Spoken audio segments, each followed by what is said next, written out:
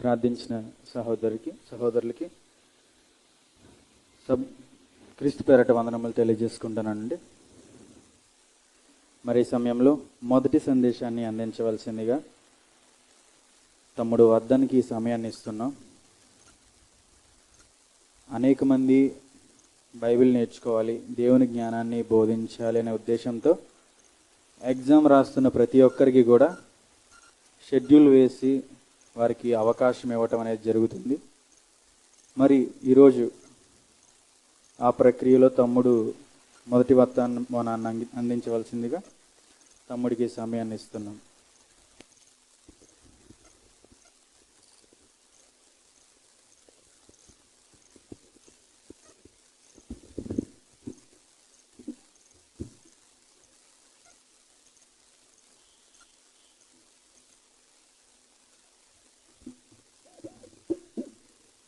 అందరికీ వందనాలండి. వినిపిస్తున్నాను.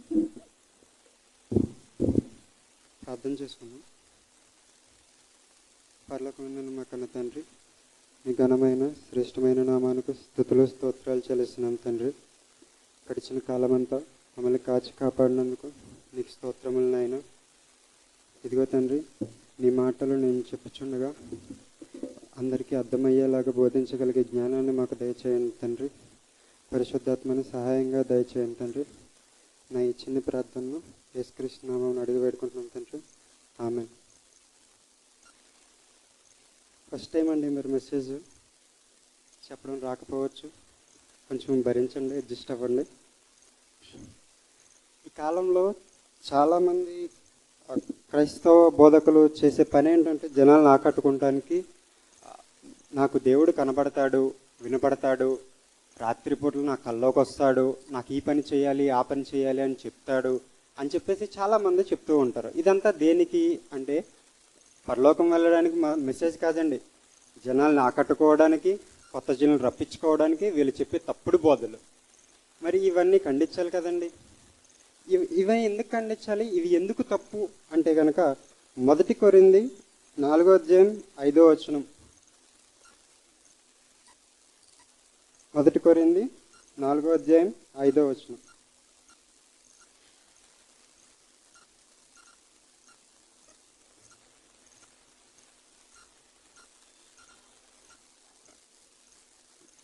చదవండి.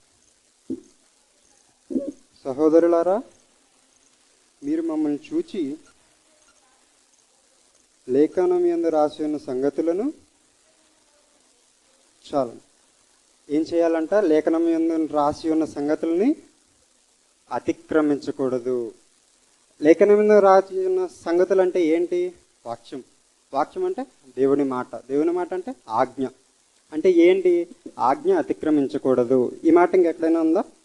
1 యోహాను 3:4 ఉంటుంది. ఏమని ఉంటుంది? ఆజ్ఞాతిక్రమణ పాపం. ఆజ్ఞాతిక్రమణ పాపం అంటే ఇప్పుడు మాటల్ని అతిక్రమించకూడదు, బైబిల్లో ఉన్న వాక్యానికి మించి చేయకూడదు. ఇక్కడ మనకి చెప్పింది అదే, అతిక్రమించకూడదని. మరి వీళ్ళు చేసేదేంటి? దేవుడు కనిపిస్తాడు, వినిపిస్తాడు, నాతో మాట్లాడతాడు, ఇలాంటివన్నీ చెప్తున్నారు. మరి ఇవన్నీ నిజమా? అది చూద్దాం. ఇవన్నీ నిజమా కాదా అనేసి జనానికి తెలియాలి అని చెప్పేసి తెలియపరచాలనే జయశాలి తాతయ్య గారు ఈ పాఠం తీసుకురావడం జరిగింది. ఈ పాఠం పేరు దర్శన దేవుడు నిజమా. ఇప్పుడు ఈ పాఠాన్ని పరిశీలిద్దాం. మనకి ఓ పాత నిబంధన, కొత్త నిబంధనలో కానీ చాలాసార్లు దర్శనాలు కలుగుతాయి. ఆ దర్శనాలు ఏ సందర్భంలో కలిగాయి? ఎవరు? దేవుడా, దేవుడు పంపించిన దేవదూతల? ఇది ఒకసారి చూసుకుందాం. ఆదికాండము 18:1-2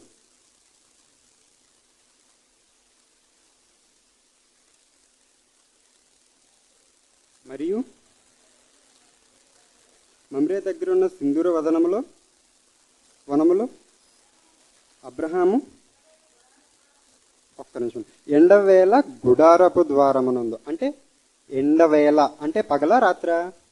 పగటిపూట. చదవండి. కూర్చుని ఉన్నప్పుడు యెహోవా అతనికి కనబడెను. 2 అతడు కన్నులెత్తి చూచినప్పుడు 3 మనుషులు అతని ఎదుట నిలవబడి ఉండిరి. అతడు వారిని చూచి గుడారపు వాకిటి నుండి వారిని ఎదుర్కొంటకు పరిగెత్తి నేలమట్టుకు వంగి చాలు. ఇక్కడ ఎవరు కనబడ్డారంటండి? ముగ్గురు మనుష్యులు. అంటే ఎవరది? దేవుడా? కాదండి. ముగ్గురు మనుష్యుల రూపంలో దేవదూతలు వాళ్ళకి కనబడ్డారు. ఈ అధ్యాయం మొత్తం చదువుకెళ్తుంటే మనకు అది తెలుస్తుంది. 19వ అధ్యాయం 1వ వచనం చదవండి. అదే ఆదికాండం. ఆ సాయంకాలమందు ఆ ఇద్దరు దేవదూతలు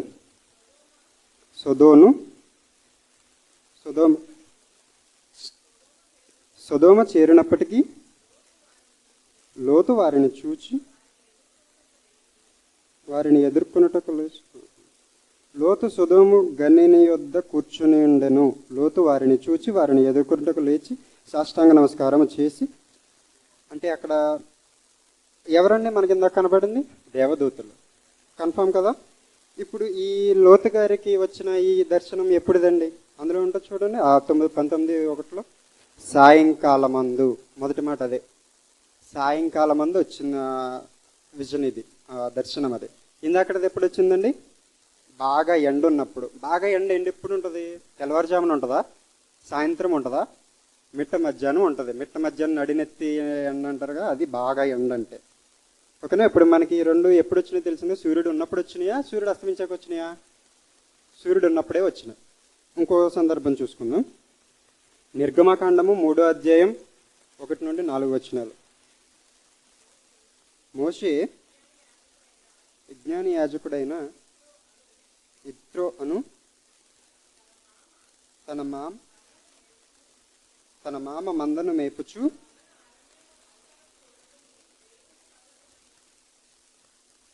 దేవుని పర్వతమైన హోరేబునకు వచ్చాను.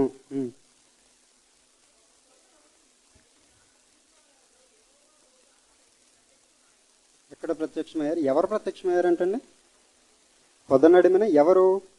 యెహోవా దూత. ఇక్కడ ఎక్స్ప్లెయిన్ చేయడానికి ఏముందండి? యెహోవా దూత అని అక్కడే ఉంది కదా. ఇంకా దాన్ని దేవుడని ఎందుకు అనుకుంటారంటే కొంచెం కింద చదవండి. ఆ పొద కాల్చుండగా ఆయన అది ఎందుకు కాలట్లేదని చెప్పి చూస్తాడు. ఆ కింద 4వ వచనం చదవండి. దాన్ని చూచుటకు అతడు ఆ తట్టు వచ్చుట యెహోవా చూచును. దేవుడు ఆ పొదమ నడుమ నుండి మోషే అతను పిలిచిన. చాలండి. ఇందాక ఎవరు వచ్చారని ఉండండి? దేవదూత. పొదల మధ్యలో దేవదూత వచ్చానుగా. మరి ఇక్కడ ఏముంది? దేవుడే పిలిచాడని ఉంది. ఎందుకు ఇలా ఉంది? అది నేను మీకు ఒక ఉదాహరణ చెప్తాను చూడండి. మీకు ఒక పోస్ట్ వచ్చింది. ఆ పోస్ట్ నేను రాశాను అనుకోండి. ఇప్పుడు ఆ పోస్ట్ మీ దగ్గరికి వచ్చాక ఆ పోస్ట్ మీరు చదువుతారు. ఏదో ఒకటి, ఒక లెటర్ ఉంటుంది, ఏదో ఒకటి చదువుతారు. అది చదివాక ఈ లెటర్ ఇందులో ఉన్న మాటలన్నీ వర్ధన్ మీకు చెప్పాడంటాడా, ఈ పోస్ట్ మ్యాన్ చెప్పారంటారా? వర్ధనే చెప్పారంటారు కదా. అంటే నేను మీకు చెప్పినట్టేగా. ఈ పోస్ట్ మ్యాన్ కేవలం తీసుకొచ్చి ఇచ్చాడు. ఇక్కడ దేవదూతలు అదే, ఆయన ఆజ్ఞను వీళ్ళు కేవలం తీసుకొచ్చి ఇవ్వడం వరకే వీళ్ళ పని. ఇది అపోస్తుల కార్యాలు 10వ అధ్యాయం 2, 3 వచనాలు చదవండి. ముందు అపోస్తుల కార్యం 7వ అధ్యాయం 30 వచనం.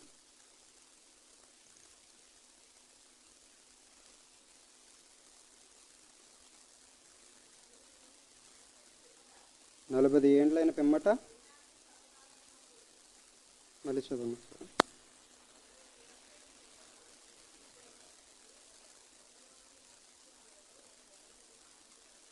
చాలు. ఎవరు కనబడ్డారంట?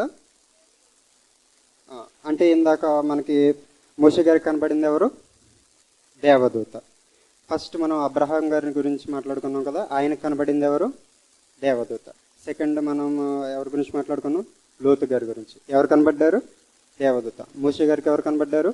దేవదూత. వీరందరికీ ఎప్పుడు కనబడ్డారు? రాత్రిపూట, సూర్యుడు ఉన్నప్పుడా? సూర్యుడు ఉన్నప్పుడు. కొర్నేలి గారికి దేవదూత కనబడతారు. అదే ఇప్పుడు అపోస్తుల కార్యాలు 10వ అధ్యాయం 2, 3 వచనాల్లో ఆయన కనబడతారు. అక్కడ టైం కూడా ఇస్తారు, సరిగ్గా చదవండి.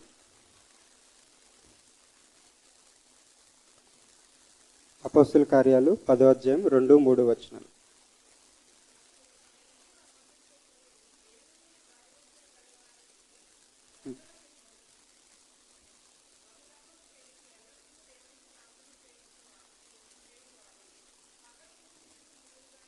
చాలు.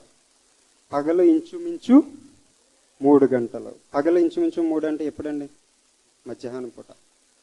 మీకు ఇందాక డౌట్ రావాలి, మోషే గారు అది కరెక్ట్గా పగలున్నప్పుడే అని ఎలా చెప్పాను అని.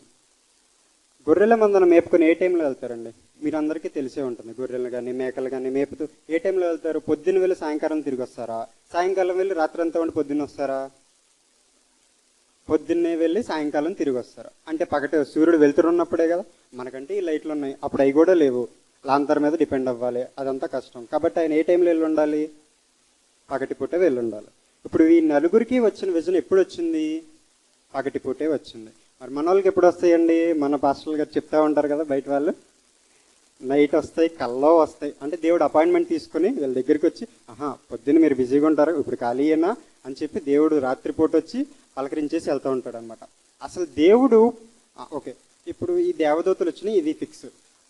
దేవుడు ఎందుకు రాలేదు? దేవదూతలను ఎందుకు పంపించాడు? అది చూద్దాం ఒకసారి. 1 తిమోతి 6:16. తిమోతికి రాసిన మొదటి పత్రిక 6వ అధ్యాయం 16వ వచనం.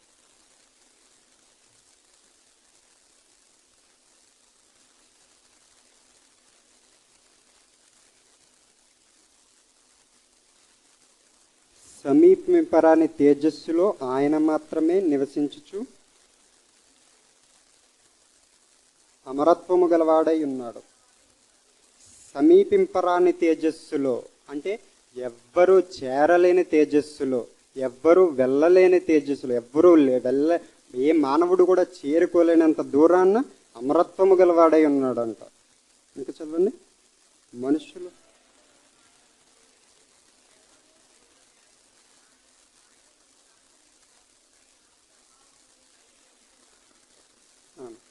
ఇక్కడ మనుష్యులలో ఎవ్వడును ఆయన చూడలేదు, ఎవ్వడను చూడనేరడు. అంటే దాని అర్థం ఏంటండి? ఎవ్వరు చూడలేరనే కదా.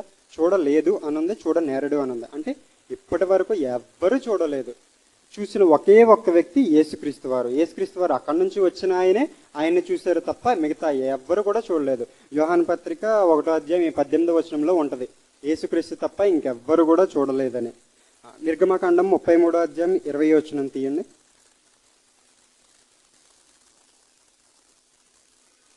నిర్గమకాండము 33వ అధ్యాయం 20వ వచనం. మరియు ఆయన, నీవు నా ముఖము చూడజాలవు, ఏ నరుడు నన్ను చూచి బ్రతకడు.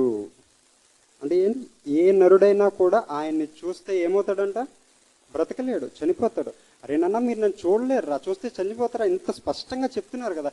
ఇంకా కూడా మనలో దేవుడు కనబడ్డాడు, నాకు కల్లోకి వచ్చాడు, రాత్రి వచ్చాడు, చెవిలో చెప్పాడు అంటా ఉంటారు. ఎందుకండి ఇదంతా? ఎందుకు వచ్చిందంటే వాక్యాన్ని తప్పుగా అర్థం చేసుకోవడం వల్ల, చదవలేకపోవడం వల్ల, నిర్లక్ష్యం పెట్టడం వల్ల ఇలాంటివన్నీ కలుగుతూ ఉంటాయి. ఇప్పుడు మనకి ఒక క్లారిటీ వచ్చింది కదండి, దేవుడు కనిపిస్తాడా లేదా అనేది. ఆయన రూపం ఎలాంటిది? ఆకాశ మహాకాశాలు పట్టజాలనంత రూపమే అయింది. ఈ లైట్లు ఉన్నాయి, ఈ లైట్లు ఇక్కడ పెట్టామంటే ఇటువైపు ఉన్న వాళ్ళు మీరు ఎవరు కనబడరు, అటు తిప్పితే మీకెవరో మేము కనబడం, అంత వెలుతురు వస్తున్నాయి ఇవి. అంత ఈ లైట్లకే మన కళ్ళు అలాగా అంత చూడలేము ఎక్కువసేపు. దీనికే ఇలాగ అయిపోతే మన భూమి ఎంత ఉంటుంది? భూమి చుట్టూ భూమి తిరిగే సూర్యుడు ఎంత ఉంటాడు? ఆ సూర్యుడు 100 భూములు పట్టేంత వెయిట్ సైజు సూర్యుడైతే 500 కోట్ల సూర్యులు పట్టేంత సైజు యువైస్కుటి అనే ఒక నక్షత్రం. అలాంటి అంత పెద్ద నక్షత్రం ఎన్ని నక్షత్రాలు పడితే పాలపంత నక్షత్రం అవుతుంది, ఎన్ని పాలపంత నక్షత్రాలు కనబడితే యూనివర్స్ అవుతుంది. ఇన్ని యూనివర్స్ని క్రియేట్ చేసిన ఆయన ఇంకెంత పెద్దగా ఉంటాడు. అంత ఆయన వీళ్ళ కళలోకి వచ్చాడంట. ఏమనాలి దీన్ని? సరే, మనకి దేవుడు కనబడ్డు, ఇది కన్ఫర్మ్. వినపడతాడు అనేది ఒకటి తీసుకొస్తారు. కనబడ్డ అయిపోయింది, ఇప్పుడు వినపడతాడు అనమాట వీళ్ళ కళ. అది కూడా చూద్దాం ఒకసారి. కీర్తనలు 21వ అధ్యాయం 9వ వచనం.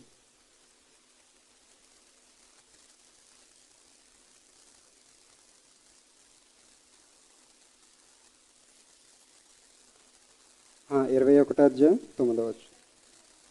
నీవు ప్రత్యక్షమైనప్పుడు వారు అగ్నికుండం వరే ఆగుతురు.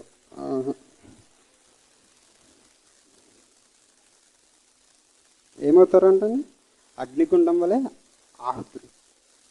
ఇది దేవుడు చూస్తే ఏం జరుగుతుంది అని, ఆయనను చూసినప్పుడు మనకి ఏం జరుగుతుంది అనేది ఇది. కీర్తనలు 29వ అధ్యాయం 3వ వచనం చదవండి. యెహోవా స్వరము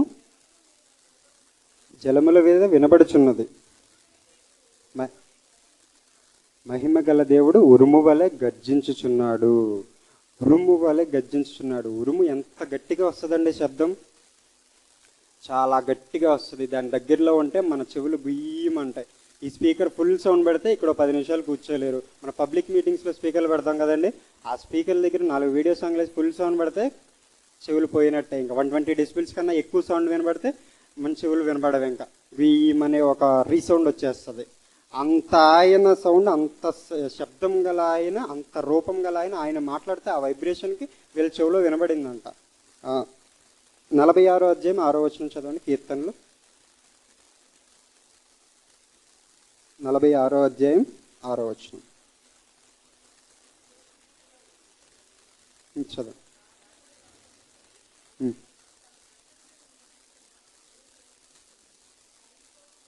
చాలు. ఆయన తన కంఠధ్వని వినిపించగా ఏం జరుగుతుందంట, భూమి కరిగిపోచున్నది. ఈ వైబ్రేషన్కి మనకు అప్పుడు తెలుస్తూ ఉంటుంది. మైక్ మాట్లాడుతుంటే మనకి ఈ స్పీకర్ ఫుల్ సౌండ్ పెడితే కొంచెం అదురుతున్నట్టు కానీ, మనం కూర్చుంటే కుర్చీలు కానీ తెలుస్తూ ఉంటుంది. ఈ 6 అడుగుల మనిషి, నేను 6 అడుగులు ఉండాలండి, మనిషిలో సగం ఉన్న అది కూడా మన ఇక్కడ అదురుతుందంటే దేవుడు ఎంత ఉంటాడు. ఇందాక చెప్పాను కదా, ఆకాశ మహాకాశాలు పట్టజాలనే రూపం అది. అంత పెద్ద ఆయన మాట్లాడితే ఆ స్వరం వైబ్రేషన్కి ఏమవుతున్నాయంట, రాజ్యాలు కదిలిపోతున్నాయి, భూమి కరిగిపోతుంది. ఇంత శబ్దం దేవుడు అంటే, ఆ శబ్దం మనం వినలేము. వింటే ఏమైపోతుంది, చెవులు పగిలిపోతాయి. దేవుడు వినపడ్డు, కనపడ్డు, ఇది కన్ఫర్మ్. ఇవన్నీ ఎందుకు వస్తాయి అంటే, ఈ దేవుడు వినపడతాడు, కనపడతాడు అనుకునేది వాళ్ళ వెర్రితనం, పిచ్చితనం అయితే అది నలుగురికి చెప్పి 10 మందిని మోసం చేస్తున్నారు కదా, ఇది పాపం.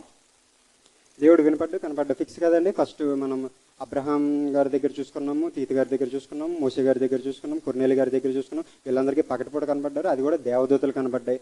తర్వాత ఇక్కడ మనం రిఫరెన్స్లు చూసుకుంటే దేవుడు వినపడ్డు. వినపడితే ఏం జరుగుతుంది, భూమి కరిగిపోయేంత శబ్దం అయింది, ఆయన వినపడ్డు. కానీ గలతీ 3వ అధ్యాయం 19వ వచనం.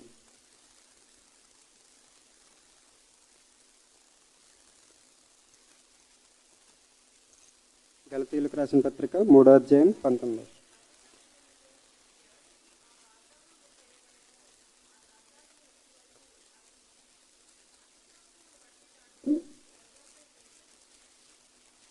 చదవండి. అది మధ్యవర్తి చేత దేవదూతల ద్వారా నియమింపబడిను. అంటే ఏమైందండి, ఈ మాట కంప్లీట్ అయింది. ఇదే మాట హెబ్రీలకు రాసిన పత్రిక 2వ అధ్యాయం 2వ వచనం నుంచి 4వ వచనాల్లో ఉంటుంది. ఏమైందంటే దేవదూతల ద్వారా ఈ మాట, ఇది 66 పుస్తకాలు కంప్లీట్ చేయబడ్డాయి, దేవుడు చేయించాడు. మరి ఇది కంప్లీట్ అయిపోయాక ఇంకా దేవదూతలకు రావాల్సిన అవసరం లేదు కదండి. ఈ మాట కంప్లీట్ చేయడానికి మాత్రమే దేవుడు దేవదూతలను పంపించాడు. ఇది కంప్లీట్ అయిపోయాక ఇంకా దేవదూతలకు భూమి మీదకి రావాల్సిన అవసరం లేదు, అవి రావు కూడా. ఇంకా అయిపోయింది అక్కడితోటే. ఈ తర్వాత విజన్స్ రావు. ఎందుకంటే మనకు ప్రతిదానికి, ప్రతి ప్రశ్నకి జవాబు దేవుడు ఆల్రెడీ ముందే సిద్ధపరిచి ఉంచాడు 66 పుస్తకాల్లోనే. వీళ్ళందరికీ ఇంకొక రిఫరెన్స్ ఉంటుంది. ఆ రిఫరెన్స్ని అడ్డు పెట్టుకొని మా దేవుడే చెప్పాడు ఇదని చెప్తారు. యోవేలు గ్రంథం 2వ అధ్యాయం 28వ వచనం.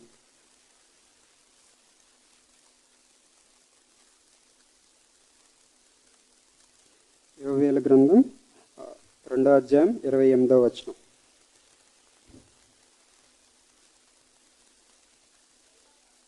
తర్వాత, నేను సర్వజనుల మీద నా ఆత్మను కుమ్మరింతును, మీ కుమారులను మీ కుమార్తెలను ప్రవచనములు చెప్పుదురు, మీ ముసలివారు కళ్ళు కందురు, మీ యవ్వనులు దర్శనములు చూతురు. చాలండి. ఈ వాగ్దానం ఎవరి గురించండి? ఇది 27వ వచనం చదవండి ఒకసారి. అప్పుడు ఇశ్రాయేలు మధ్యనున్నవాడు నేనే అనియు, నేనే మీ దేవుడైన యెహోవా అనియు, నేను తప్ప వేరొక దేవుడు లేడనియు మీరు తెలుసుకున్నారు. చాలు చాలు చాలు. ఈ 28లో చూసిన ఈ ప్రాఫెసీస్ అన్నీ కూడా ఎవరి కోసమండి? ఇశ్రాయేలీల కోసం. మరి ఈ నెరవేరినయా అంటే నెరవేరినాయి. అపొస్తలుల కార్యాలు 2వ అధ్యాయం మొత్తం దాని గురించే ఉంటుంది. పెంతెకోస్తు దినాన అయితే అపొస్తలులందరి మీదకి పరిశుద్ధాత్మ గారు వచ్చారో అప్పుడు ఈ ప్రాఫెసీ నెరవేరిపోయింది. ఒక్కసారి నెరవేరిన ప్రాఫెసీ మళ్ళీ ఇంకా జరగదు. ఆల్రెడీ ఇక్కడ ఒకసారి నెరవేరిపోయింది అంటే ఇది మళ్ళీ జరిగే ఛాన్స్ లేదు. ఆల్రెడీ అయిపోయిన దాన్ని ఈ రిఫరెన్స్ని అడ్డు పెట్టుకొని చూపిస్తున్నారు. మీరు ఎవరైనా యోవేలు గ్రంథం 2వ అధ్యాయం 28వ వచనం చూపించి దేవుడే ఇచ్చిన మాటది, దేవుడే కనిపిస్తానని చెప్పాడు, మీ యవ్వనాలకు విజన్స్ కనిపిస్తాయని చెప్పాడు అంటే కనుక మీరు ధైర్యంగా అపొస్తలుల కార్యాలు 2వ అధ్యాయం చూపించి ఇక్కడ ఆల్రెడీ నెరవేరిపోయింది, మళ్ళీ ఇది జరిగే ఛాన్స్ లేదు అని చెప్పొచ్చు. ప్రకటన గ్రంథం 22వ అధ్యాయం 18వ వచనం.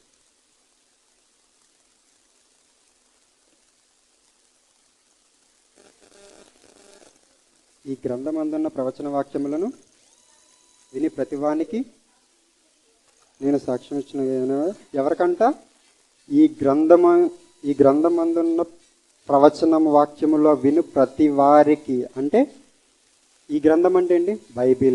బైబిల్ వినే ప్రతి వాళ్ళకి అంటే మీకు నాకు ఈ బుక్ ఎవరెవరి దగ్గర ఉందో వాళ్ళందరికీ చెప్తున్నాడు. ఇది చదవండి. ఎవడైనాను వీటితో మరి ఏదైనాను కలిపిన ఎడల ఈ గ్రంథంలో రాయబడిన తెగుళ్ళు దేవుడు వానికి కలుగు చేయను. చదవండి. ఎవడైనాను ఈ ప్రవచన గ్రంథం ఉన్న వాక్యంలో ఏదైనాను తీసివేసిన ఎడల దేవుడు ఈ గ్రంథంలో రాయబడిన జీవవృక్షములోను పరిశుద్ధ పట్టణములోను వారికి పాలు లేకుండా చేయను. ఏం చేస్తాయంట? తెగుళ్ళు కల్పిస్తాడంట. ఎవరికి? ఈ గ్రంథంలో ఉన్న వచనాలకి ఎవరైనా ఏమన్నా ఎక్స్ట్రాగా ఓవర్ యాక్షన్ చేస్తూ ఎక్స్ట్రా వాళ్ళ సొంత కల్పితాలు కలిపి చెప్తే వాళ్ళకి తెగుళ్ళను కలుగు చేస్తాను అని వార్నింగ్ ఇస్తున్నాడు. ఇంకోటి ఏంటంట, ఎవడైనాను ఈ ప్రవచన గ్రంథములో ఉన్న వాక్యములలో ఏదైనాను తీసివేసిన ఎడల దేవుడు వానికి ఎక్కడ చోటలేదంట, జీవవృక్షములోను పరిశుద్ధ పట్టణంలోను ఎక్కడ కూడా చోటలేదు. ఈ మాట చెప్పి వార్నింగ్ ఇస్తూ ముగించాడండి బైబిల్ని. అంటే ఇదంతా ఎందుకు చదవట్లేదు, ఎందుకు అర్థం చేసుకోకుండానే వీళ్ళంతా కూడా దేవుడు కనపడ్డాడు వినపడ్డాడు అని చెప్పేసి తప్పుడు బోధలు చెప్తున్నారు. ఇదన్నీ తప్పుడు బోధలు. మీరు నమ్మకుండా ఉండాలి. అలాగే వీరందరికీ ఇవి చూపించి ఇది కాదు నువ్వు చెప్పేది తప్పు అని చెప్పాలి. ఎందుకంటే అవతల వాక్యాన్ని తప్పు పట్టే వాళ్ళు అది మీకు తెలిసింది, వాక్యాన్ని వాళ్ళు తప్పు బోధిస్తున్నారని తెలిసి వాళ్ళని ఖండించకుండా ఉంటే అది కూడా పాపమే. కాబట్టి మీరు ఒళ్ళు దగ్గర పెట్టుకుని వాక్యాలని చదివి అర్థం చేసుకుని విని కొంత అచ్చట కొంత ఇచ్చట ఉంటుంది, అదంతా కూడా గ్యాదర్ చేసుకుని టైము కాన్సెప్ట్ మొత్తం అర్థం చేసుకుని బైబిల్ నేర్చుకోవాల్సిందిగా కోరుకుంటూ నా ఈ చిన్ని మాటలు ముగించుకుంటున్నాను. నాకు ఈ అవకాశం ఇచ్చిన పెద్దలకు థ్యాంక్ యూ. ముందుగా నా చేత ఇప్పటివరకు మాటలు మాట్లాడించిన తండ్రి అయిన దేవుని గారికి వందనాలు. ఈ అవకాశం ఇచ్చిన పెద్దలకు, ఇప్పటివరకు నన్ను భరించిన మీకు వందనాలు. Thank you.